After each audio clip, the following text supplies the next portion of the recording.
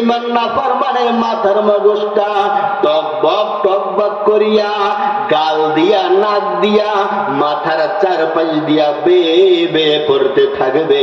তখন চিৎকার মারবে আল্লাহ, আর সহ্য হয় না, বিচারের কাজটা শেষ করেন। পানি পানি বলিয়া চিৎকার মারে, কলিজাটা পর্যন্ত শুকিয়ে গেছে, আর পারে না। যখন পানি পানি বলিয়া চিৎকার মারে, আল্লাহ পাক রব্বুল আলামিন ডাক দিয়া বলে, ও গজবের ফেরেশতা তাড়াতাড়ি যাও, এই নাফরমান দুনিয়ায় আমার গোলামি করে নাই, এই বান্দারে ওয়াজের ময়দান থেকে ডাকছে তাও আসে নাই, ইমাম মসজিদ থেকে ডাক দিয়েছে তাও আসে নাই, আলেম উলামারা বয়ান করছে তাও মানে নাই, তাদেরকে ধিক্কার দিয়েছে, তাদেরকে থুতু মারছে, বলছে মৌলবীরা তো বলবে, আমরা মানবো না, এরা মানে নাই, এদেরকে জন্মের মজা বুঝাও। ও জাহান্নামের ফেরেশতা, ও গজবের ফেরেশতা, তাড়াতাড়ি যাও, জাহান্নাম থেকে গরম পচা পুষ মল নিয়ে যাও। গিলাসে, কি গিলাসে নেবা জানোনি? আগুনের গ্লাসে করিয়া নিয়ে যাও। যখন বান্দার সামনে দিবে, বান্দার কোনো হুঁশ নাই, কারণ এত গরম। কেহ গরমের কারণে এরকম ঘামাবে, কারো হাঁটু পর্যন্ত, কারো মাথা পর্যন্ত, কেউ কেউ তো ঘামের দরিয়ায় সাঁতরাইতে থাকবে, সবাই উঠবে উলঙ্গ, কেউ কারো দিকে তাকানোর টাইম নাই, যার জারিয়া নাচি শেষে। যখন পানিটা গজবের ফেরেশতা জাহান্নামীর সামনে আনবেন, এত গরম, এত গরম। আবার হলো গেল লোহার গ্লাস, গরম করা, আগুন জ্বলতেছে, এত গরম। বেঈমান নাফরমান যখন হাত দিয়া গ্লাসটা ধরবে, হাতের গোস্তগুলি খসিয়া পড়িয়া যাবে, কিন্তু তার কোনো খেয়াল নাই, তার পানি খাওয়াই লাগবে। এই জন্য বান্দা যখন মুখের সামনে নিবে, মুখের এই যে মোটা চামড়াটা ঝুপ করিয়া খুলিয়া গ্লাসের ভিতরে পড়িয়া যাবে, কিন্তু বান্দার তারপরও হুঁশ নাই, বান্দার পানি খাওয়া লাগবে। বান্দা যখন পানিটা ডক ডক করিয়া গিলিয়া ফেলবে, যখন পানিটা ডক ডক করিয়া গিলিয়া ফেলবে, ভিতরের নারী ভুড়ি যা কিছু আছে, ওই গরম পচা পুষ, ওই মল, ভিতরে সব কিছু জ্বালাইয়া পোড়াইয়া পচাইয়া পায়খানার রাস্তা দিয়া জুবু জুব করিয়া পড়িয়া যাবে, কিন্তু বান্দার কোনো হুঁশ থাকবে না। ইয়া আইয়ুহাল্লাযীনা আমানুত্তাকুল্লাহা হাক্কা তুকাতিহি ওয়া লা তামুতুন্না ইল্লা ওয়া আনতুম মুসলিমুন। আল্লাহ পাক রব্বুল আলামিন বলে, হে ঈমানদারেরা, আমি আল্লাহরে ভয় কর, শুধু ভয় না, ভয় করার মতো ভয় কর, আর খাঁটি মুসলমান না হয়ে মৃত্যুবরণ করবি না। একটু বোঝার চেষ্টা করবেন গভীর মনোযোগ দিয়া, একটু মাথার ভিতর ঢুকান। আল্লাহ বলে নাই হে বেঈমানেরা ঈমানদার হও, আল্লাহ কয় হে ঈমানদারেরা, আমি আল্লাহরে ভয় কর, শুধু ভয় না, ভয় করার মতো ভয় কর। শুধু এতটুকু বললেই হয়ে যায়? আল্লাহ বলেন না না, শুধু আমারে ভয় করার মতো ভয় করলেই হবে না। আবার আল্লাহ বলেন খাঁটি মুসলমান না হইয়া মৃত্যু বরণ করবি না। তার মানে আল্লাহ জানায়া দেয়, ও দুনিয়ার মুমিন মুসলমান নর নারী শোনো, যদি আমি আল্লাহরে ভয় করার মতো ভয় না করো, আর যদি খাঁটি মুসলমান হইয়া না আসো, চিরস্থায়ী জাহান্নামের অগ্নিকুণ্ড, ও এত আযাবের ঘর, যেখানে কোনো সাথী নাই, যেখানে কোনো শান্তির অবকাশ নাই, এরকম জাহান্নামে কুণ্ড হবে চিরস্থায়ী তোমার ঠিকানা, যদি খাঁটি মুসলমান না হইতে পারো। ঠিক কিনা? আমরা তো সকলেই দাবি করি আমরা মুসলমান, ঠিক কিনা? আমরা মুসলমান না, দাবি করি মুসলমান, হামবে মুসলমান হো মগর মুসলমান মুসলমানি নেহি হয়। আমরা মুসলমান, দাবির মুসলমান, কিন্তু মুসলমানিত্বটা খাঁটি মুসলমান, মুসলমানি আমাদের ভিতরে নাই। আমরা ইমানদার হইতে পারি, কিন্তু খাঁটি মুসলমান এখনো পর্যন্ত হইতে পারি নাই। যদি আমরা খাঁটি মুসলমান হইতাম, আজকে এই সুতারকান্দি মীরাবাড়ি মুর্দাদের রুহের মাগফিরাত কামনায় মাহফিল হয়, মসজিদ ময়দানে জান্নাতের বাগান মিলাইলো। এই জান্নাতের বাগান পাইও তুমি আসলা না। তোমার মতো কপাল পোড়াতে কেউ হইতে পারে না। তুমি লেখিয়া রাখো, তুমি খাঁটি মুসলমান হইতে পারো নাই। যদি খাঁটি মুসলমান হইতা, এইখানে রুহের মাগফিরাত, মীরাবাড়ির রুহের মাগফিরাত কামনায় মুর্দাদের এত সুন্দর একটা জান্নাতের বাগান মিলাইলো। তোমার তো উচিত ছিল আজকে দুনিয়ার কাজ শেষ, আমি জান্নাতের বাগানে যাইয়া বসিয়া যাবো, ঠিক কিনা? আবার একটু করে যায়, আল্লাহ কি বললেন? ইয়া আইয়ুহাল্লাযীনা আমানুত্তাকুল্লাহ, হে ঈমানদাররা, আমি আল্লাহরে ভয় করো করার মতো। এখন প্রশ্ন, হুজুর, আল্লাহর নাম তো রহমান, আল্লাহর নাম তো রহিম, আল্লাহর নাম তো গফফার, আল্লাহর মতো দয়াময় কেহ নাই। যে আল্লাহ আমাদের বিশ্রামের জন্য এত সুন্দর রাতটা বানাইলেন, যে আল্লাহ আমাদের জন্য অন্ধকার দূর করে একটা দিন নামক নিয়ামত দিলেন, আমাদের কামাই রোজগারের জন্য, চলাফেরার জন্য, আমাদের খানা খাওয়ার জন্য, আমাদের যত যা কিছু প্রয়োজন আল্লাহ দিনটা দিলেন, আমরা যেন উপার্জন করতে পারি। এত বড় নিয়ামত আল্লাহ দিলেন। মাছ বানাইলেন আমাদের জন্য আল্লাহ, গাছও বানাইলেন আমাদের জন্য আল্লাহ, পশু পাখি নদী নালা যা কিছু বলেন সব কিছু আমার জন্য আমার আল্লাহ বানাইলেন। আমার আল্লাহ এত দয়াময় আল্লাহ, ওই আল্লাহ তো ভয়ঙ্কর না? তাহলে আমার আল্লাহ কেন বললেন আমারে ভয় করো করার মতো? জবাবটা সংক্ষেপে দিয়ে দেয়, আসলে আমার মালিক আল্লাহ ভয়ঙ্কর না। আমার আল্লাহর মতো দয়াময় কেহ নাই, আমার আল্লাহর মতো মায়াময় কেহ নাই, আমার আল্লাহর মতো দরদি কেহ নাই। আমার আল্লাহ যে কত ভালোবাসে, আমার আল্লাহ প্রতিদিন প্রথম আসমানে গভীর রজনীতে হাজির হয়ে যায়। আমার আল্লাহ ডাক দিয়া বলে, রে বান্দা, ও তার ঘুমাই থাকিস না, এখন তো ভোর রাত্রি, ও সব মানুষ ঘুমে অচেতন, একটা পশু পাখিও সজাগ নাই, একেবারে নিস্তব্ধ। এখন ওট, আমি মালিক আল্লাহর সাথে একটু প্রেমের লাইনটা লাগা, আর ঘুমাই থাকিস না, বিছনা থেকে পিঠটা উঠা, উযু কর, নামাজে দাঁড়া, সিজদায় পড়িয়া যা, তোর কি লাগবে আমি মালিক আল্লাহর কাছে চা।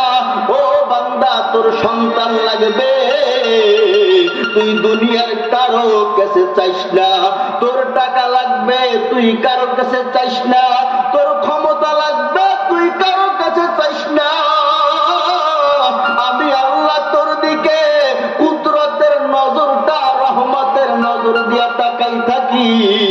কখন তুই সিজদায় পড়িয়া আমার কদমে সিজদা দিবি, দুই হাতটা তুলিয়া বলবি, ও গো মালিক, আমার একটা সন্তান লাগবে, সন্তান দাও, আমি মালিক আল্লাহ তোর সাথে সাথে দিয়ে দেব। তুই কখন বলবি, আল্লাহ আমার টাকা লাগবে, আমি আল্লাহ তোর ধনী বানা দেব। তুই কখন বলবি, আল্লাহ আমার ক্ষমতা লাগবে, আমি আল্লাহ তোর সাথে সাথে দিয়ে দেব। তোর কি লাগবে বল, আমি তোর দিকে তাকাইয়া থাকি রে বান্দা। তোমার যদি একটা সেরা স্যান্ডেলের একটা ফিতারও প্রয়োজন হয়, আমি মালিক আল্লাহর কাছে যাও, তোমার দিকে আমি বারবার তাকায় থাকি রে বান্দা। তুমি মাকে ডাক দাও, মার কলিজাটা ঠান্ডা হয়। বাবাকে ডাক দাও, বাবার কলিজা ঠান্ডা হয়। উস্তাদকে ডাকো, উস্তাদের কলিজা ঠান্ডা হয়। দাদাকে কত সুন্দর দাদু বলিয়া ডাকো, নানারে কত সুন্দর নানু বলিয়া ডাকো, তাদের কলিজা ঠান্ডা হয়। তাদের ডাক আমি বাধা দেই না। একবারও বলিস না ডাক ডাকিও না, একবারও বলি না তোরা কান ডাকিস, আমি আল্লাহ বলি তোরা ডাক। কিন্তু তাদের ডাকের ফাঁকে দৈনিক 5 বেলা যখন হুজুর মুয়াজ্জিন মসজিদের মিনারা থেকে আযান দেয়, বলে কি হাইয়া আলাস সালাহ, হাইয়া আলাল ফালাহ, নামাজের দিকে আসো, কামিয়াবের দিকে আসো। আমার আল্লাহর বরকতের আওয়াজ দেয় দৈনিক 5 বেলা। ওরে বান্দা, তুই যদি সব সময় নাও পারো, কমসে কম 5 বেলা মালিক আল্লাহর কদমে সিজদা দে। যেমন মাকে ডাকলে মার কলিজা ঠান্ডা হয়, বাবাকে ডাকলে বাবার কলিজা ঠান্ডা হয়। আরে মা বাবার কলিজা কেমন ঠান্ডা হয় জানেননি? একদিন যদি মাকে সন্তান মা না বলে, বাবাকে যদি একদিন বাবা না বলে, মার কলিজা শুকায় যায়, বাবার কলিজা শুকায় যায়। তাদের একটু ভালো লাগে না, ঠিক কিনা? একেবারে ছোট একটু কারণ জানি শুনাই। গত সপ্তাহে আমার মা একেবারে অসুস্থ হয়ে পড়ছে, কাউরে চিনে না, অচেতন। আমরা ভয় পেয়ে গেছি, কি হইল? ডাক্তারের কাছে আনলাম, মা কাউরে চেনে না, কিন্তু মার মুখ থেকে আমার নামটা বলা বাদ যায় না। মা কিন্তু কারো কথা বলে না, শুধু বলে আমার বাজান কই, আমার নাম ধরিয়া। আবার আমি মাহফিলের কারণে 2 দিন বাড়ি যেতে পারি নাই। আমার মা রাত্রবেলা হঠাৎ লাফিয়ে ওঠে আর বলে আমার আশিক কই, আমার বাবাই কই। আমার বাবা বলে কি, সে তো মাহফিলে, সে তো আসে নাই আজকে, আবার ঘুমাইয়া পড়ে। এই হলো গিয়া মা সন্তানরে এত ভালোবাসে। এই সন্তান যদি মারে ডাক দেয়, মার কলিজাটা কিরকম জুড়ে যায়, ওরকম তো আমার মালিক ও বান্দারে বড় আদর করিয়া বানাইছে। ওরে বান্দা, মালিক কত আদর করিয়া বানাইছে জাননি? আল্লাহ পুরা বডিটা বানাইলেন ফেরেশতা দিয়া, কিন্তু আল্লাহ পাক বান্দার এই সুন্দর মুখখানা আমার আল্লাহ নিজের হাতে বানাইছেন। আমার আল্লাহ বলে, ওরে বান্দা, তোর কপালটা দিয়ে তুই বিভিন্ন জায়গায় সিজদা দাও, কিন্তু বিভিন্ন জায়গায় সিজদা দেওয়ার জন্য তোর কপালটা আমি বানাই নাই। জানো রে বান্দা, তোর কপালটা আমি কেমনে বানাইছি? আমি আল্লাহ পুরা পৃথিবী বানাইলাম, আমি আল্লাহর হুকুমে হয়ে গেল, কিন্তু আমি তোমারে বানানোর সময় হুকুম দেই নাই। তোমারটা এত সুন্দর কপাল দেখো, আমি আল্লাহ নিজের কুদরতি হাতে ডলিয়া ডলিয়া তোমারে বানাইছি। তোমার এত সুন্দর নাকটা দেখো, আমি আল্লাহ কুদরতের হাত দিয়া ডলিয়া ডলিয়া বড় মায়া করিয়া তোমাকে আমি আল্লাহ বানাইছি। তোমার নাকটা আমি আল্লাহ নিজের কুদরতি হাত দিয়া বানাইলাম। তোমার কপালটা আমি আল্লাহ নিজের হাত দিয়া বানাইছি। তোমার মাথাটা আমি নিজে হাত দিয়া বানাইছি। তোমার জবানটা আমি নিজে হাত দিয়া বানায় দিলাম। কিসের জন্য জানোরি বান্দা? তুমি এই মুখমণ্ডল দিয়া, তোমার জবান দিয়া তুমি অন্য কাউরে ডাকবা না। যদিও ডাকো ডাকো, কিন্তু ইবাদতের সময় আমি আল্লাহকে ডাকবা। যদি তুমি তোমার জবান দিয়া মায়া ভরিয়া আমি আল্লাহর একটা ডাক দিতে পারো, তোমার একটা ডাকে আমি আল্লাহ তোমার কবুলার মঞ্জুর করিয়া নেব। ও বান্দা, আমি তোমার দিকে তাকাই থাকি, কখন বান্দা আমার একটা ডাক দিবে আর আমি বান্দারে মাফ করিয়ে দেব। ছোট একটা ওকে মনে পড়লো, বলবো? হ্যাঁ, আপনারা বিরক্ত হইতেছেন নি? ছোট যখন মনে পড়েই গেল বললাম, আল্লাহ পাকের এক বান্দা ওলিয়ে কামে, আল্লাহ পাকের বড় পেয়ারা বান্দা আছেন আমাদের সমাজে, আলেম না, মাদ্রাসায় পড়ে নাই, কিন্তু আল্লাহ পাকের ওলি আছেন, এরকম আছে না?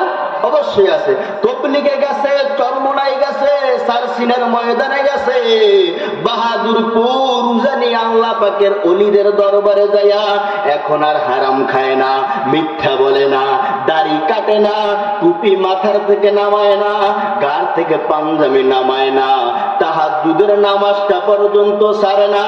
এরকম আল্লাহর বান্দারা সমাজে আছে না নাই? আছে না? আল্লাহর ওলি হওয়ার জন্য আলেম হওয়া সত্য না। তেমনি খাজা আব্দুল ওয়াহিদ রাহমাতুল্লাহ আলাইহি আলেম না, কিন্তু তারপরও আল্লাহ পাকের বড় ওলি। দেখেন কেমনে ওলি হয়।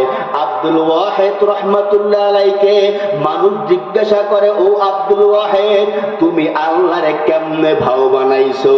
বলে, আল্লাহরে ভাও বানাইতে, মালিক আল্লাহরে প্রেমিক বানাইতে, আমার মাসুকের দিলে আমি জায়গা করে নেওয়াতে আমার বেশি কিছু করা লাগে নাই।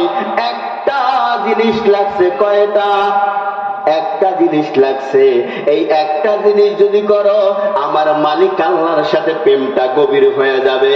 যদি একটা কাজ করো, আমার মালিক আল্লাহর প্রেমের দরিয়ায় তুমি ডুব দিতে পারবা, মজা পাবা। বলে, ও আব্দুল ওয়াহিদ কি? আব্দুল ওয়াহিদ রাহমাতুল্লাহ আলাইহি বলে, মালিক রে ভাও করতে বড় কিছু লাগে না, মালিক রে ভাও করতে দরদের একটা ডাক লাগে। দিল থেকে দিলটা ভাঙ্গিয়া মালিকের প্রেমে পড়িয়া যদি মালিক আল্লাহর একটা ডাক দিতে পারো, আল্লাহ বলিয়া একটা ডাক দিবা, মালিক আল্লাহ খুশি হইয়া জান্নাতীদের দপ্তরে তোমার নামটা উঠাইয়া দিবে। জোরে একটু ডাক দেন না, আল্লাহু আকবার। এই একটা ডাক, আল্লাহ পাক বেশি কিছু চায় না, দরদের একটা ডাক, দিল ভাঙ্গা ডাক, প্রেমের ডাক, মায়া ভরা ডাক। যে প্রেমে না পড়ছে সে প্রেমের মজা বুঝবে না। এই জন্য মালিক আল্লাহর প্রেমে পড়তে হবে। দুনিয়ার প্রেমে বাদ, মালিক আল্লাহর প্রেমে ডুব দিতে হবে। এই খাজা আব্দুল ওয়াহিদ কেমন ডুব দিছে, আর কত বড় আল্লাহর ওলি ছিলেন যে আব্দুল ওয়াহিদ আল্লাহর সাথে কথা কয়। কার সাথে কথা কয়? আপনারা কথা কইছেন নি আল্লাহর সাথে, কিন্তু খাজা আব্দুল ওয়াহিদ মালিকরে মজার মজার ডাক দিয়া আমার মালিক আল্লাহর সাথে কথা কয়। একদিন আব্দুল ওয়াহিদ মালিক আল্লাহর প্রেমের ডাক দিয়া বলে, ও আমার মাসুকে হাকিকি, ও আমার মালিক, ও আমার আল্লাহ, ও আল্লাহ আমার মাসুক, আমাকে বলো না, বলো না, আমার জান্নাতে সাথী হবে কে? কারে কয়? আল্লাহরে কইতেছে আব্দুল ওয়াহিদ। ও মালিক আল্লাহ, বলেন না আমার জান্নাতের সাথী কে হবে? নাসর বান্দা মালিক আল্লাহর প্রেমের দরিয়া এরকম ডুব দিছে, পানা পানা হয়ে গেছে। মালিক আল্লাহরে বলে, ও মালিক আল্লাহ, বলেন না আমার জান্নাতের সাথী কে হবে?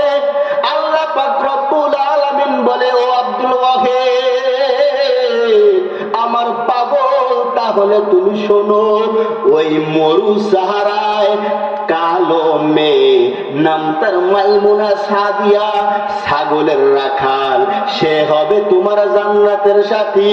ও মালিক আল্লাহ, বুঝলাম না, তোমার এত বড় প্রেমিক আমি, আমার সাথী হবে একজন ছাগল চড়ায় কালো মরু সাহারার মহিলা, কেমনে কি? আল্লাহ বলেন, কো আব্দুল ওয়াহিদ, তুমি যেমন পাগল, মাইমুনা সাদিয়াও আমার বড় পাগল। এখন তো আব্দুল ওয়াহিদ নাসর বান্দা, বলে, ও আল্লাহ, তাহলে আমি তারা দেখবো। আল্লাহ বলেন কি, যাও মরু সাহারায় যাও, দেখবা মেয়েটা বড় কালো কুৎসিত, দেখতে তেমন ভালো না, অন্তরটা বড় ভালো। আমার আল্লাহ কে সুন্দর সেটা দেখে না, কে টাকার মালিক সেটা দেখে না, কে উচ্চতা বেশি সেটা দেখে না, কার কণ্ঠ ভালো সেটা দেখে না। আমার আল্লাহ আগে কবুল করে পরে যোগ্যতা দেয়। দুনিয়ার মানুষ যোগ্যতা দেখে, মানুষটা শিক্ষিত কিনা, মানুষটা লম্বা কিনা, মানুষটার চেহারা ভালো কিনা, মানুষটার টাকা পয়সা আছে কিনা।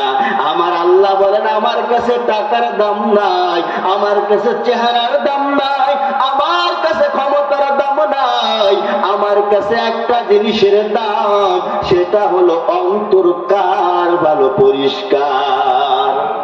যার অন্তর ভালো সে মালিকের কাছে সবচাইতে প্রিয়। এরকম মেয়েটা হইতে পারে মাইমুনা সাদিয়া কালো, টাকা নাই পয়সা নাই, গরিব, কিন্তু তার অন্তরটা বড় ভালো। মালিক আল্লাহর সাথে প্রেম করে। খাজা আব্দুল ওয়াহেদ ঠিকানাটা নিয়া দ্রুত চলে আসলেন। যায় দেখে মরু সাহারা, বিশাল চাটিয়ার ময়দান, বিশাল ছাগলের পাল চড়ায় মাইমুনা সাদিয়া। খাজা আব্দুল ওয়াহেদ পিছন দিক দিয়া যখন দাঁড়াইলেন, মাইমুনা সাদিয়া ডাক দিয়া কয়, ও আব্দুল ওয়াহেদ, তুমি না আমার জান্নাতের সাথী, কেন তুমি এখন আইছো? তোমার সাথে তো আমার জান্নাতে দেখা হবে। আব্দুল ওয়াহেদ আশ্চর্য হয়ে গেল, কি বলে? একটা মহিলা এসে কিভাবে জানলো আমি তার পিছনে, আমাকে দেখে নাই, আবার কেমনে জানলো আমি তার সাথে জান্নাতের সাথী হব? বড় আশ্চর্যের বিষয়। খাজা আব্দুল ওয়াহেদ বলে, ও মাইমুনা সাদিয়া, বলো না, বলো না, তুমি কেমনে জানলা আমি তোমার জান্নাতের সাথী হব? মাইমুনা সাদিয়া ডাক দিয়া কয়, আব্দুল ওয়াহেদ, তুমি যেমন গভীর রজনীতে তুমি যখন মালিকের দরিয়ায় ঝাঁপ দাও, মালিকের প্রেমের অথই তলে যখন ডুবিয়া যাও, তুমি একা যাও না, আমি মাইমুনা সাদিয়াও তো মালিক আল্লাহর বড় পাগল। ও আব্দুল ওয়াহেদ, শোনো শোনো, আমি যখন এদিক ফিরিয়ে ছাগল চড়াই, তখন আমার নাকে একটা ঘেরান আসলো। ঘেরান? বলে কি ঘেরান? বলে রূহের জগতের ঘেরান। আমার সামনে একটা পুরুষ ছিল, তার রূহের উপরে লেখা ছিল আব্দুল ওয়াহেদ। আজকে যখন তুমি আমার পিছে আসলা, তখন আমি ওই রূহের জগতে তোমার নামটা লেখা, যেই ঘেরানটা, যেই খুশবুটা আমার নাকে পাইছিলাম, আজকে আমার পিছন থেকে দেখি ওই ঘেরানটা পাই, আমার বুঝতে আর বাকি নাই, এ আর কেউ না, আমার জান্নাতের সাথে আব্দুল ওয়াহেদ ছাড়া আর কেউ হইতে পারে না। এরকম বড় একজন আল্লাহর ওলিকে যখন জিজ্ঞাসা করা হইল, ও আল্লাহর ওলি, বলেন না মালিক আল্লাহর প্রেমে তো আপনি ডুব দিছেন, আমরা যে ডুব দিব তা কেমনে ডুব দিব? মালিক আল্লাহরে রাজি খুশি কেমনে করব? আব্দুল ওয়াহেদ বলে, বেশি কিছু লাগে না, তেল ভাঙ্গা দরদ নিয়া মালিক আল্লাহর একটা ডাক দিলেই মালিক আল্লাহ ভাও হয়ে যায়। বলতেছিলাম আল্লাহ পাক রব্বুল আলামিন বলেন, হে ইমানদাররা, আমারে ভয় কর, ভয় করার মতো মনে আসেনি? আছে তো বাবারা? আল্লাহ পাক রব্বুল আলামিন বলেন, আমারে ভয় কর, কিন্তু আমরা দেখি আল্লাহ ভয়ঙ্কর না, আল্লাহ রহমান। তাহলে কেন আল্লাহ তারে ভয় করতে বলল? ছোট্ট একটা জবাব দিয়ে দেই, এরপর সামনে আগাবো। আসলে আল্লাহ পাক ভয়ঙ্কর না, আল্লাহ পাকের আযাব বড় ভয়ঙ্কর। ওই কিয়ামতের ময়দান, বিভীষিকা ময়দান, কেউ কাউকে চিনবে না, নিজের বাপ তার সন্তানকে পরিচয় দিবে না, নিজের মা তার সন্তানকে পরিচয় দিবে না, নিজের ছেলে, এত আদরের ছেলে, যাদেরকে কষ্ট করিয়া নিজে না খাইয়া না করিয়া তাদেরকে মানুষ বানাইলাম, কলিজার ধন, কলিজা সেরা ধন, ওই ছেলে ওই দিন মা বাবাকে পরিচয় দিবে না, কেউ কাউকে পরিচয় দিবে না, ভাই ভাইকেও পরিচয় দিবে না, জোরের ভাই সেও পরিচয় দিবে না। এরকম একটা মুহূর্ত হবে, এরকম একটা মুহূর্ত, এত গরম, সূর্যের তাপ, সূর্য সই আসমান থেকে নামিয়ে আয়, বান্দার আদাত বা সোয়াদ মাথার উপরে নামিয়ে আয়, তোর সমস্ত মুখ হাসরের ময়দানের দিকে ছাড়িয়া দে, সূর্যের তাপে জমিনটা হয়ে যাবে রূপা এবং তামা মিশ্রিত জমিন আল্লাহ বানাবেন। কিসের জন্য রূপা এবং তামা মিশ্রিত জমিন বানাবেন? কেন আল্লাহ লোহার জমিন বানাবেন না? কেন আল্লাহ শুধু রূপার জমিন বানাবেন না? কেন আল্লাহ বিভিন্ন ধাতু আছে সেই ধাতু দিয়া বানাবেন না? কারণ তামা এরকম একটা ধাতু, যদি একটা পাশে আগুন লাগাই দেওয়া হয় পুরা পাশ গরম হয়ে যায়। লোহার এক পাশে আগুন ধরাও অপর পাশ গরম হয় না, স্বর্ণের এক পাশে আগুন ধরাও অপর পাশ গরম হয় না। কিন্তু তামা এরকম একটা ধাতু, যদি একটা পাশে আগুন ধরানো হয় পুরা তামাটাই একরকম গরম হয়ে যায়। আমার আল্লাহ ওদিন বেঈমানদেরকে মজা বুঝানোর জন্য তামার জমিনটা করবেন সাথে সাথে রূপের মিশ্রিত। আমার আল্লাহ বলবেন, ওর সূর্য তোর সমস্ত তাপ জমিনের দিকে ছাড়িয়ে দে, জমিনটা উত্তপ্ত, মানুষের আদাত বা সোয়াদ মাথার উপরে সূর্যটা নামিয়ে যাবে। যখন মানুষের মাথার আদাত বা সোয়াদ মাথার উপরে, এই এত দূরে সূর্য, সূর্যের তাপ আমরা সহ্য করতে পারি না শীতের দিন, তারপরও দুপুর টাইমে সূর্যের তাপ কি আপনারা সহ্য করতে পারেননি? এই যে প্রচন্ড গরম, এই গরমের দিনে তো আমি বিশ্বাস করি কারো হাতে পায়ে রশি লাগাইয়া যদি টিনের চালের উপরে সারিয়া দেয়, সূর্যের তাপে বান্দাটা দাপাইতে দাপাইতে মরিয়া যাবে, ঠিক কিনা? এই সূর্যের গরম, আল্লাহ বলবেন ও সূর্য তোর সমস্ত মুখ বান্দার দিকে ছাড়িয়ে দে। বান্দার মাথার এক হাত বা সোয়াত মাথার উপরে সূর্য যখন তাপটা দিবে, বেঈমান নাফরমানের মাথার চারাটা টাস করিয়া ফাটিয়া যাবে। শুধু ফাটিয়া যাবে না, আম্মা জানেরা যখন ভাত রান্না করে, ভাতের মার যখন টকবক টকবক করে ওই যে পাইলার পাশ দিয়া করতে থাকে, বেঈমান নাফরমানের মাথার মগজটা টকবক টকবক করিয়া গাল দিয়া নাক দিয়া মাথার চারপাশ দিয়া বেয়ে বেয়ে পড়তে থাকবে। তখন চিৎকার মারবে, আল্লাহ আর সহ্য হয় না, বিচারের কাজটা শেষ করেন। পানি পানি বলিয়া চিৎকার মারে, কলিজাটা পর্যন্ত শুকিয়ে গেছে,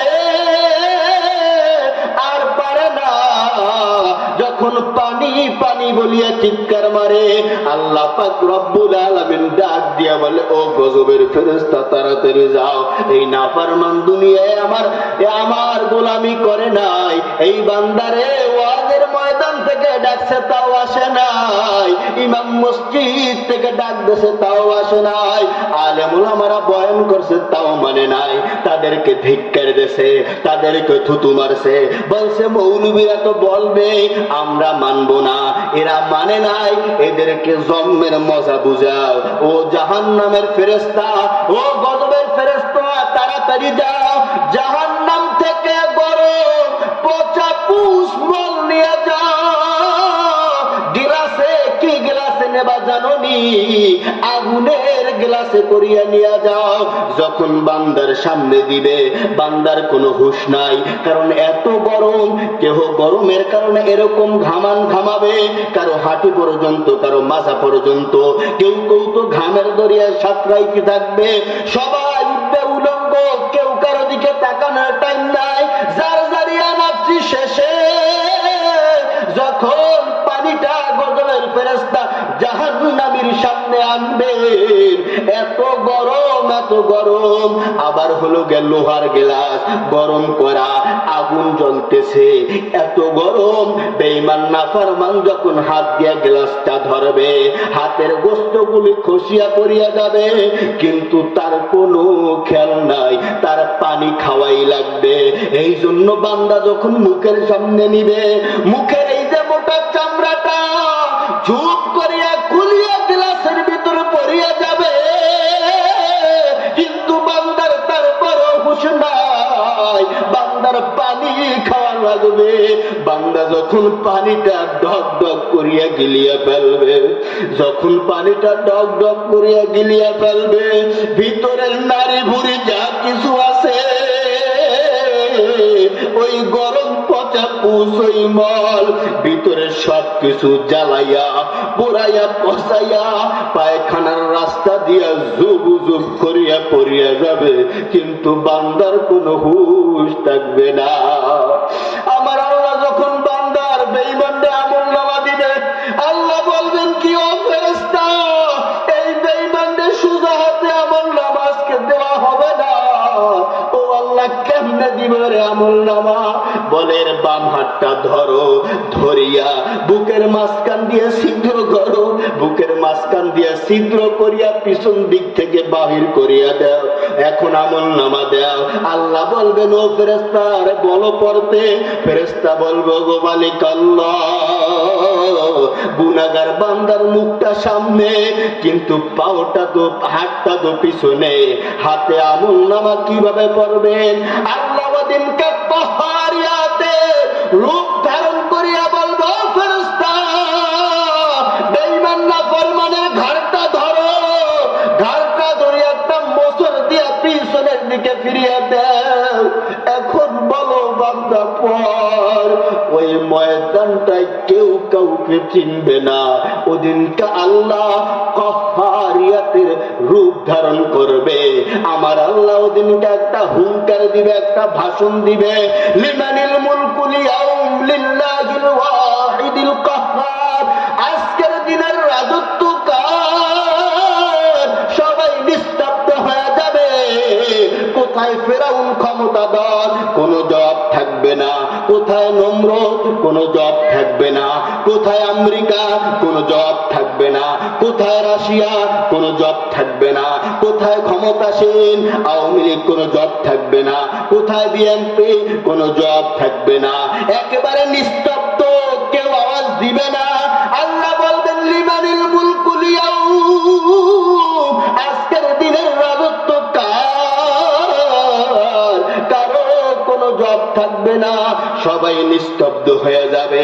আমার আল্লাহ আবার জবাব দিয়া কয় লিল্লাহিল ওয়াহিদিল কাহ্হার। আজকের দিনের রাজত্ব অন্য কারো না, মহারাগে রাগান্বিত আমি আল্লাহ। এই জন্য আল্লাহ তো বড় দয়াবান। কেন আল্লাহ ভয় করতে বললেন? মনে আসেনি আলোচনা? লাইন আবার রাইছেন আর আইছেন না।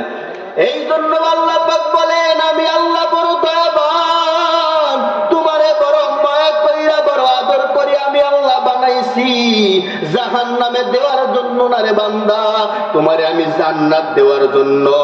এই জন্যই তো বানাইছি। কিন্তু ভয় কেন করতে বললাম? আমি আল্লাহ বড় ভয়ঙ্কর না, আমি আল্লাহ বড় দয়ালু, কিন্তু আমার আযাব বড় ভয়ঙ্কর। কত বাজে? 4:06। যাই বলতেছিলাম, আল্লাহ পাক রব্বুল আলামিন বলেন ইয়া আইয়ুহাল্লাযীনা আমানুত্তাকুল্লাহ, আমাকে ভয় করো, ভয় করার মতো ঈমানদারেরা। ইয়া আইয়ুহাল্লাযীনা আমানুত্তাকুল্লাহ হাক্কা তুকাতিহি ওয়া লা তামুতুন্না ইল্লা ওয়া আনতুম মুসলিমুন।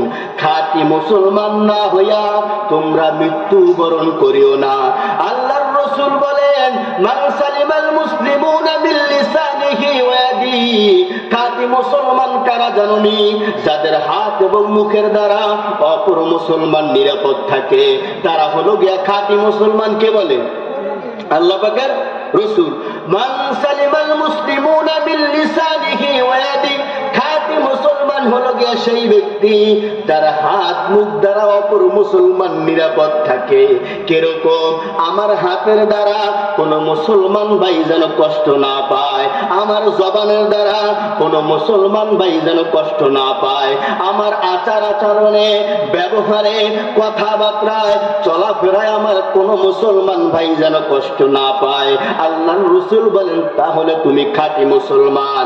কিন্তু দেখা যায় আজকে পুরা দুনিয়ার বেঈমানেরা এক হয়ে গেছে। আছে, তাদের ভিতরে কোনো মারামারি নাই, তাদের ভিতরে কোনো কাটাকাটি নাই, তাদের ভিতরে কোনো ফাসাদ নাই। তারা এক দুনিয়ার হিন্দু, বৌদ্ধ, খ্রিস্টান ও ইহুদি কুত্তাগুলা সবাই একমত হয়ে গেছে গোলটো মিলে ব্যবসে কেমনে মুসলমানদের ধ্বংস করা যায়। আর মুসলমান আজকে এরকম হয়েছে, তারা আছে কেমনে আমার আর এক দল মুসলমান ভাইকে শেষ করা যায়, ঠিক কিনা? সবাই আজকে মিলিত আর আমরা আলাদা, সবাই এক প্ল্যাটফর্মে আর আমরা গুতাগুতি আসেনি, গুতাগুতি চলতেছে। দেখেন না মিডিয়া, একটা দল করে ভিন্ন দল হইতে পারে, ভিন্ন মতাদর্শের হইতে পারে, এই কারণে তাদের উপরে নির্বিচারে গুলি। জেলের যে ধারণ ক্ষমতা তা তো আরো 2 বছর আগে শেষ। মানে জেলের একটা ধারণ ক্ষমতা আছে বাংলাদেশে, বুঝছেন দাদা? এই ধারণ ক্ষমতা কি হয়েছে আরো আগে শেষ হয়ে গেছে, মোটামুটি এর থেকেও বেশি আছে। মানে ধারণ ক্ষমতার ঊর্ধ্বে মুসলমান কতবার হিংস্র হইলে নিজের সহজাতীয় ভাইদেরকে কারাগারে বন্দি কইরা অত্যাচার নির্যাতন করে।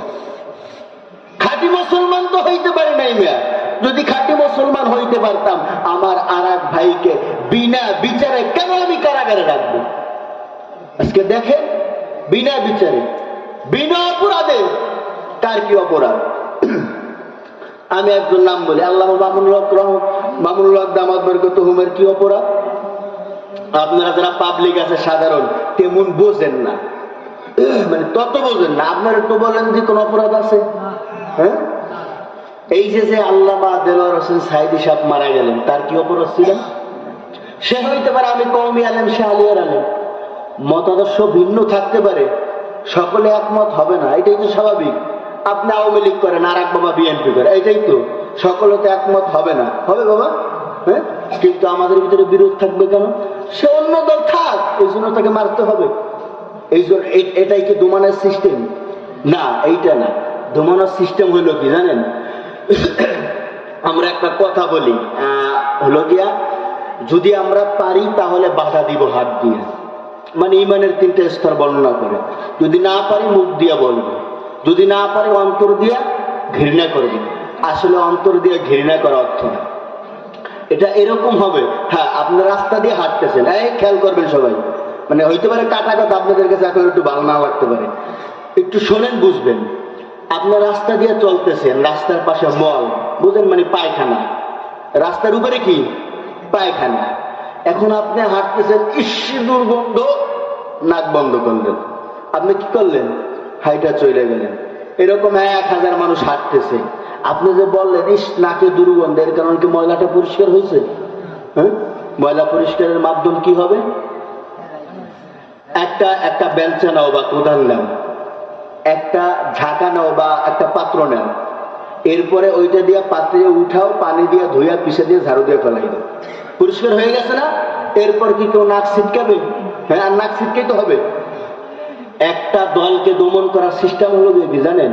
সে আমার দলে আনা, তুমি ওই দল থেকে ভালো একটা আদর্শ বাহির করো, ওই দল থেকে আমার আদর্শ আরো ভালো, আরো পাওয়ারফুল, আমি আরো দানবীর হব, আরো দয়াবান হব, আরো আদর্শপূর্ণ হব, আমার দলে আরো চরিত্র ভালো হইতে হবে। এগুলি করে দেখবে এমনি দল বিলুপ্ত হয়ে যাবে ভিন্নটা। কিন্তু এখন কেমনে চলে জানেন? এখন 100 ধর্ষণের সেঞ্চুরি কইরা তার দলে নিতে চায়, এরকম চলতেছে না? আল্লাহ পাক রব্বুল আলামিন এদের থেকে হেফাজত করুন। এগুলি বলতেও চাই না, বললে আবার সমস্যা। যাই বলতেছিলাম, আল্লাহ পাকের রাসূল বলেন, মান সালিমাল মুসলিমুনা বিল লিসানিহি ওয়া ইয়াদিহি, খাঁটি মুসলমান ওই ব্যক্তি যার হাত এবং মুখ হইতে অপর মুসলমান নিরাপদ থাকবে।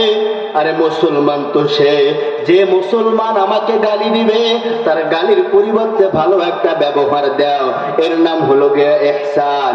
যে তোমাকে গালি দিবে, গালির পরিবর্তে তুমি তাকে ভালো একটা উপহার দাও। যে তোমাকে একটা চর দিবে, তুমি চরের বদলে বলো ভাই আপনার হাতে ব্যথা পাইছেন নি। যে আপনাকে কষ্ট দিবে, তারে আপনি শান্তি দেন, এর নামে তো মুসলমানের আদর্শ। রাসূলরা এত কষ্ট দেশে রসুল কোনদিন প্রতিবাদ করে নাই। রসুল মহামানব, এরকম মহামানব আর কেহ নাই। রহমাতাল লিল আলামিন, যে মহামানবের চেহারার দিকে একটা নজর দিলে 7 দিনের ক্ষুধা নিবারণ হয়ে যায়। যে মহামানব রাস্তা দিয়া যদি হেঁটে হেঁটে চলে যায়, গাছের 2 পাশ আইসা আইসা রসুলকে ছায়া দেয় রহমাতাল লিল আলামিন, তার যেন কষ্ট না হয়। নবী হাঁটতেছে, মেঘের খণ্ড নবীকে ছায়া দেয়, জানি রহমাতাল লিল আলামিনের কষ্ট না হয়। কারণ আমাদের এরকম একজন নবী, যার শরীরে মশা মাছি পড়া পর্যন্ত হারাম। আমার নবী আতর পছন্দ করে। আমার আল্লাহর দোস্তরে আল্লাহ এত ভালোবাসে, আল্লাহ এত ভালোবাসে, আল্লাহ পাক খুশি হইয়া বলে, ও রসুল আপনার আতর পছন্দ, যার আপনার গোটা শরীরটাকে আমি আল্লাহ আতর বানাইয়া দিলাম। আম্মা যারা আয়েশা বলেন, মক্কার জমিনে মদিনার জমিনে যদি অনুষ্ঠান হইতো সাহাবার বাড়িতে, তারা আমি আম্মা যারা আয়েশার কাছে আয়েশা বলতেন, আম্মা যান, রসুলের তো তিনটা জিনিস বেশি প্রিয় ছিল দুনিয়ার মধ্যে, তার ভিতরে 1 নম্বর হলো গিয়া আতর। ও আম্মা জান, আমাদেরকে রসুলের ঘাম মোবারক একটু দেন। আম্মা জান আয়েশা বলেন, আমার নবী যখন ঘামাইতেন আমি ঘামগুলো মুছতাম না, কাকিয়া কাকিয়া ছোট ছোট শিশিতে ভরিয়া ভরিয়া রাখতাম। কারণ এই ঘাম এত ঘেরান, দুনিয়ার যত ঘেরান যুক্ত আতর বলো আর বলে আর কস্তুরি বলো, নবীর ঘামের ঘেরানোর কাছে সব ফেল হয়ে গেত। সাহাবায়ে কেরামদেরকে দিতাম, তারা বাড়ি যা অনুষ্ঠানের দেয়ালে দেয়ালে পথে পথে একটু লাগাই দিত। ওই ঘেরান সহাশয় শেষ হইতো না। দুনিয়ার সব ঘেরান নবীর ঘামের কাছে বিলীন হয়ে যাইত। সাহাবায়ে কেরাম বলেন, মাঝে মাঝে আমরা পেরেশান হয়ে যাইতাম। রহমাতাল লিল আলামিন, বরকতের ছবি, আমার নবীর মতো এরকম মহামানব কেহ নাই। এই মহামানব আল্লাহর দোস্ত, এই রহমাতাল লিল আলামিন যদি আমাদের চোখের আড়াল হইতেন, আমরা পেরেশান হয়ে যাইতাম। আমরা খুঁজতে থাকতাম কোথায় পাবো তাকে। তখন আমরা ত্রিমুখী বা চতুর্মুখী রাস্তায় চলিয়া যাইতাম। যেই দিক থেকে বাতাস আসতো আমাদের নাকটা ওই দিকে লাগাইতাম। দেখতাম নবী, আমার রহমতের ছবি, আমার বরকতের নবী, আমাদের কলিজার শরীরের ঘেরান এই দিক থেকে আসতেছে। যখন আমরা আর একটু সামনে যাই, তখন আমরা রহমাতাল লিল আলামিনের দেখা পাওয়া যাইতাম। এই বরকতের নবী, যার শরীরে একটা মশা মাছি পড়া পর্যন্ত হারাম, নবী মক্কার জমিনে নামাজ পড়ে, বেঈমানেরা পচা উটের নারী ভুড়ি আনিয়া আমার নবীর মাথায় দেয়। কত বড় জাহেল, কত বড় বেঈমান, যে নবীর জন্য কুল কায়নাত পাগল, যে নবীর জন্য আসমান পাগল, যে নবীর জন্য মাছ পাগল, যে নবীর জন্য গাছ পাগল, যে নবীর জন্য পশু পাখি পাগল, যে নবীর জন্য সমস্ত নবীরা পাগল। আমার নবী ইমামুল মুরসালিন, ওই যে বাইতুল মুকাদ্দাস ফিলিস্তিন, পবিত্র পবিত্র ভূমি বাইতুল মুকাদ্দাস, ফিলিস্তিনের জমিন পবিত্র। বাইতুল মুকাদ্দাসে আমার নবীকে আল্লাহ নিয়া সকল নবীর ইমাম বানাইয়া ইমামুল মুরসালিন উপাধি দিলেন। ইমামুল মুরসালিন বানানোর পর আমার আল্লাহ নবীর বাইতুল মুকাদ্দাস ফিলিস্তিনের মসজিদুল আকসা থেকে আমার আল্লাহ তার দোস্তরে তার বাড়ি নিছে। ওই যে ফিলিস্তিন বরকতের জায়গা, মুসলমানদের কিবলা ফিলিস্তিন, ঠিক কিনা? এই ফিলিস্তিনের জমিনে বেঈমান নাস্তিকরা, ইহুদিরা, রামবামেরা, খ্রিস্টানেরা সব বেঈমান একত্রিত হয়ে গেছে। বাংলাদেশের কিছু বেঈমান দেখি হাসে, হাসিও না, হাসিও না। খেতে যদি দুইটা গরু থাকে, একটা গরুরে যদি আঘাত করে অপর গরু দৌড় দেয়। অপর গরুরে জিজ্ঞাসা করবেন কেন দৌড় দাও? বলে এরপর হলো গিয়ে আমার সিরিয়াল। গরু বোঝে, কিন্তু মুসলমান নামদারি আহাম্মকের বাচ্চাগুলি বোঝে না। আজকে ফিলিস্তিনের উপরে আঘাত, কিছুদিন আগে আরকানের উপরে আঘাত, আগামীকাল তো বাংলাদেশের উপরে আঘাত আসতে পারে। বন্ধু রাষ্ট্র বলিয়া চালাই দিও না। ভারতের মতো দুশ্মন, ভারতের মতো গাদ্দার, ভারতের মতো পরিকল্পনাকারী, চক্রান্তকারী, বাংলাদেশের মতো অভিশাপ অন্য কোন রাষ্ট্রে হইতে পারে না। স্বামী স্ত্রীর সম্পর্ক বলিয়া তুমি চালাই দেবা, আর আমরা তো মানতে পারি না। সারা জীবন ভারত চাইছে বাংলাদেশ নামে ভূখণ্ড যেন না হয়, ওই বাংলাদেশের বিশ্ববিদ্যালয় যেন না হয়। সারা জীবন বাংলাদেশের উপরে তাক করিয়া আছে, কখন সুযোগ পাবে, সফল যখন দেবে। এই পাশে আর কান, তিন পাশে ভারত, সামনে বঙ্গোপসাগর। ওই বঙ্গোপসাগরের মাছের খাদ্য হওয়া ছাড়া কোনো উপায় নাই। দিল্লির অঙ্গরাজ্য বাংলাদেশ বানানো যাবে না। আমার রাষ্ট্র স্বাধীন দেশ, মুসলমানের রক্তের বিনিময়ে দেশ স্বাধীন হয়েছে। লাল সবুজের পতাকা আমরা পাইছি। দিল্লির পাঁচটা গোলামদেরকে বলিয়ে দেব আমরা অসচেতন না, আমরা মুসলমান সচেতন আছি। যদিও আমরা বিভিন্ন দল করি, কিন্তু আমার দেশ ধর্ম ইসলামের বিরুদ্ধে আঘাত আনলে আমরা মুসলমান ঘরে বসে থাকবো না, ঠিক কিনা? তখন কাফনের কাপড় পরিয়া ময়দানে নামিয়া দিন ইসলাম দেশ রক্ষার জন্য আবার মুক্তি যুদ্ধে আমরা ঝাঁপিয়ে পড়ব, ঠিক কিনা? এই ইহুদি খ্রিস্টান বেঈমানেরা আপনাকে ইদায় টোপ টোপ চেনেন? হ্যাঁ, টোপ টোপ দেয়। এরা আপনাকে বলবে এই যে বাঙালি কয় টাকা পাও, এই যে কি হয়, আমাদের সাথে কাজ করো। দেখেন না আজকে কাদিয়ানি, যারা নবীরে মানে না, শেষ নবী মানে না, গোলাম আহমদ কাদিয়ানিরে মানে শেষ নবী। এই কাদিয়ানিদের পণ্য দিয়া ভরিয়া ফেলছে। আসলে আমরা তো বয়কট করতে পারি না, যদি বাংলাদেশ সরকার চায় তাহলে পারে, কিন্তু সরকারের তো লাগবে, বুঝছেন? হ্যাঁ, যাই হোক, বেঈমানতার যাই হোক, আমার ট্যাক্স হলেই হয়, কোটি কোটি টাকার ট্যাক্স এই কাদিয়ানিদের পণ্যে। আরএফএল-এর যত আছে সব এই কাদিয়ানিদের পণ্য। এরপর গুডলাক, এরপর পেরান, আরো বিভিন্ন শাখা আছে। এই পানীয় জাতি বিস্কুট বলেন, আর আরএফএল-এর বিভিন্ন মসজিদও দেখি আরএফএল-এরই থাকে রেহাল। কত বড় বাটপার! রেহাল ওরা বানাইছে, মসজিদের সামনে সূত্রা ওদের টাকায়, মসজিদের ভিতরে কাদিয়ানিদের মাল কিনি। এই জন্য মুসলমানদেরকে আমি বলবো, বাংলাদেশটা নামে মুসলমান, কিন্তু তলে তলে দিল্লির অঙ্গরাজ্য হয়ে গেছে।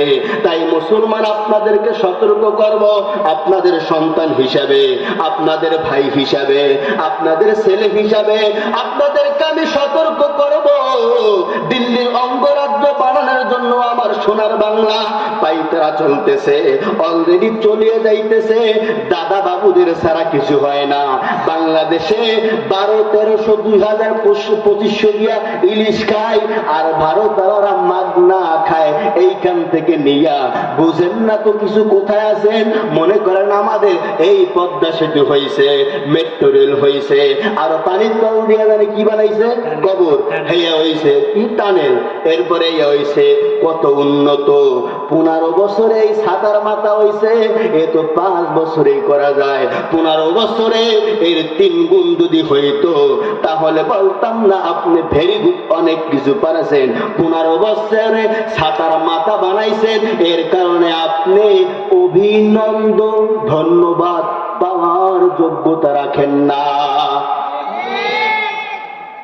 এই মুসলমান সতর্ক থাকতে হবে। আজকে আল-আকসার উপরে আক্রমণ, কি করুণ দৃশ্য দেখে চোখের পানি ধরে রাখা যায় না। আর এদের বাপ আপনারও কত সৌভাগ্য।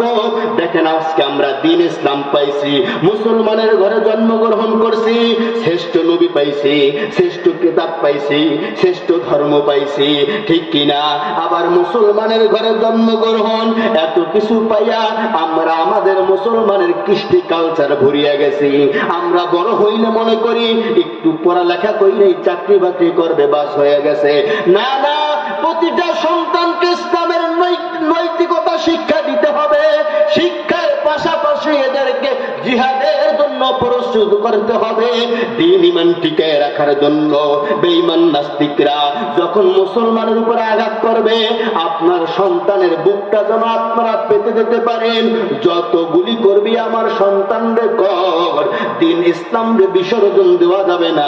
একটু তাকান না ফিলিস্তিনে, নিজের সন্তান দুধের বাচ্চা চলিয়ে গেছে, নিজের অবুঝ শিশু চলিয়ে গেছে, নিজের একমাত্র সন্তান কন্যা, নিজের ভাই শহীদ হয়ে গেছে, নিজের বোন শহীদ হয়ে গেছে, নিজের মা শহীদ হয়ে গেছে, তারপরও কাঁদে না, হাসে। কারণ শহীদি মরণ এটা তো সহজ বিষয় না, বললেই হয় না। মালিক আল্লাহর কাছে শহীদি মরণ কামনা করতে হয়, ঠিক কিনা? এই শহীদ বড় বরকতি মরণ। আল্লাহর রাসূলের সুন্নাহ হলো গিয়া শহীদি মৃত্যু কামনা করা। কার সুন্নাহ? আল্লাহর রাসূলের সুন্নাহ হলো গিয়া শহীদি মৃত্যু কামনা করা।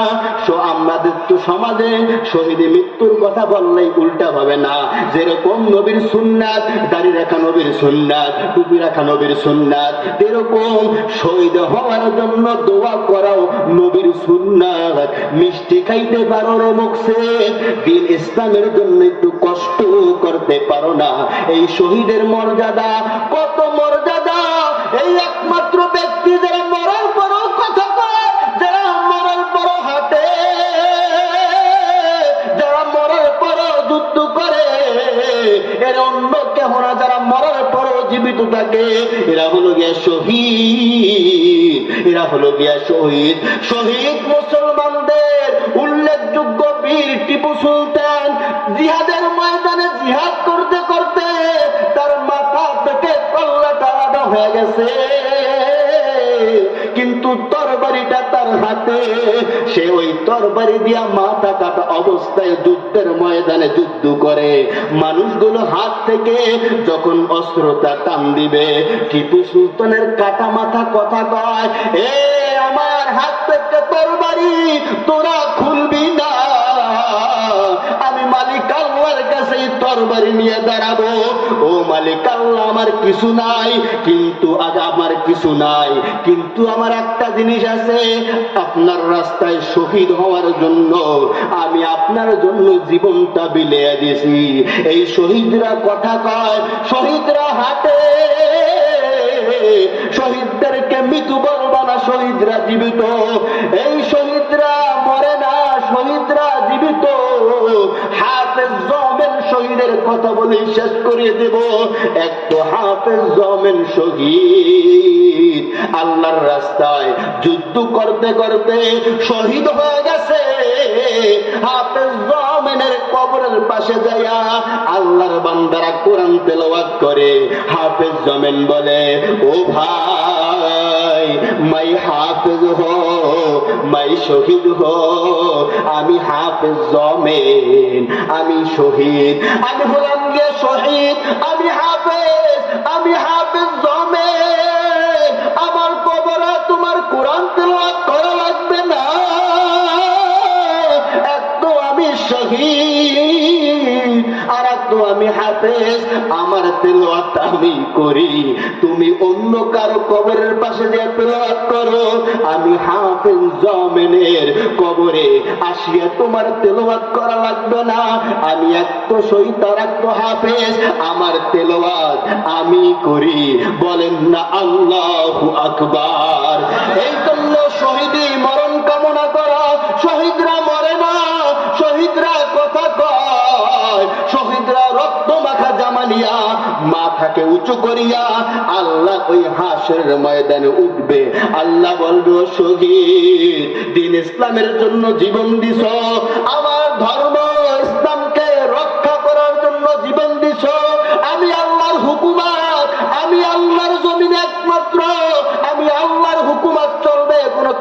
তন্ত্র চলবে না। কিসের তন্ত্র কিসের মন্ত্র সব লাঠি দিয়া ফেলাই দাও। নাপাক জিনিস তন্ত্র চলবে একটা, সেটা ইসলাম তন্ত্র। ইসলাম ছাড়া কিছু চলবে না। তুমি আল্লাহর জমিনে আল্লাহর আইন বাস্তবায়ন করার জন্য নিজের জীবনের পরোয়া করো না, নিজের স্ত্রী সন্তানের কথা ভাবো নাই, রক্তকে বিছাইয়া নিজের মাথা কাইটা গলা কাটা শহীদ হয়ে গেছ। যাও যাও, তোমার কোনো হিসাব নাই, বিনা হিসাবে তোমরা জান্নাতে চলিয়া যাও। আল্লাহ পাক রব্বুল আলামিন আমাদের সকলকে শহীদি মরণ দেও, এটা কামনা করবেন। প্রতি মনোযোগে বলবেন আল্লাহ আমাদের শহীদি মৃত্যু দেও। এটা